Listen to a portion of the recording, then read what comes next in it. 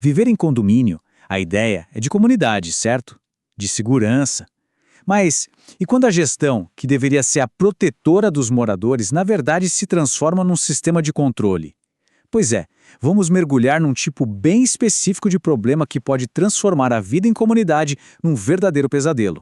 Olha, essa frase do nosso material de base é poderosa.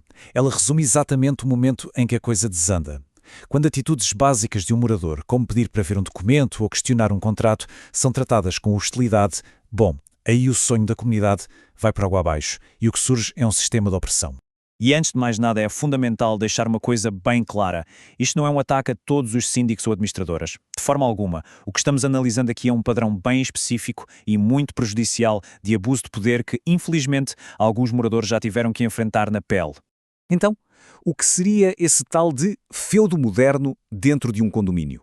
Basicamente, ele se apoia em três pilares. Um poder super concentrado, uma total falta de transparência e, o pior de tudo, um sistema que se mantém pelo medo que as pessoas têm de sofrer retaliação. E o mais curioso é como uma situação dessa geralmente começa. Não é com uma grande briga, não. Muitas vezes a faísca que incendeia tudo é uma pergunta simples, legítima. Uma pergunta que qualquer um de nós poderia fazer. Vamos pegar um caso real para ilustrar. Um morador chamado Paulo. O estupim, um conflito que, acreditem, durou 5 anos. Foi a lavandaria. As máquinas eram velhas, a roupa saía ruim e o preço era o dobro do mercado. Ele só fez um pedido simples. Dá para reduzir o preço? A resposta que ele recebeu já acendeu uma alerta gigante. Primeiro, criaram uma barreira burocrática, sabe? Convoco uma assembleia para isso. E logo depois veio a sugestão mais perigosa, a de que o Conselho tem o poder de simplesmente dar o aval, passando por cima de qualquer processo democrático. E como o Paulo insistiu, a solução da gestão foi bloquear ele, impedir o contacto com os conselheiros. Percebe? O ponto crucial aqui é que o sistema não foi usado para resolver o problema, mas sim para silenciar quem fez a pergunta. E é aí que a coisa escala. A gente sai do campo da pergunta e entra no campo da perseguição, com táticas bem claras de retaliação. Uma tática principal é o controle da informação. O acesso a documentos que deveriam ser públicos, como contratos e notas fiscais, é simplesmente negado. E muitas vezes usam até a Lei Geral de Proteção de Dados, a LGPD, como uma desculpa esfarrapada. Só que não cola, né? A gestão de recursos coletivos exige transparência. É princípio básico.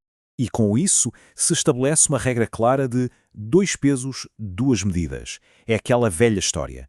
Para os amigos, tudo. Para os inimigos, a lei. E isso cria uma divisão terrível dentro da comunidade.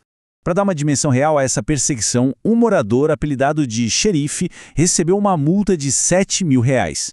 E qual foi o crime dele? Filmar uma área comum para documentar problemas de manutenção. Ou seja, a transparência dele foi punida com uma multa pesadíssima. Essa escalada pode chegar a um ponto em que as próprias estruturas que deveriam proteger os moradores são, na verdade, usadas como armas contra eles. O objetivo dessas táticas é bem claro: isolar e intimidar a pessoa. A ideia é transformar uma disputa que era com a gestão num conflito com a comunidade inteira, fazendo parecer que o morador que questiona é o grande problema. E essa negação de informação muitas vezes serve para esconder problemas financeiros bem graves. Esse gráfico aqui, por exemplo, é baseado num caso real e mostra uma discrepância absurda. Uma obra que foi orçada em R$ 1,5 milhão foi contratada por 5,5 e o faturamento final foi de mais de 8 milhões. Sem acesso aos documentos, como os moradores poderiam descobrir isso? No fundo, essa citação resume tudo. A informação só incomoda quem, de alguma forma, está lucrando com o silêncio.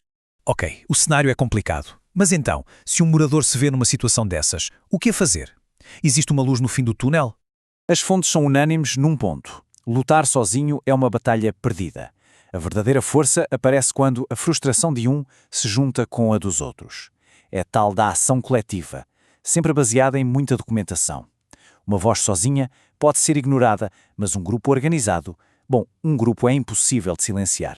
Existe um roteiro bem prático para virar esse jogo. Primeiro passo: documente absolutamente tudo. Cada e-mail, cada foto. Segundo, organize essas provas. Monte um dossiê. Terceiro, e talvez o mais importante, encontre apoio. Se conecte com outros moradores. E por fim, se nada disso resolver internamente, não tenha medo. Leve o caso para as autoridades, como o Ministério Público.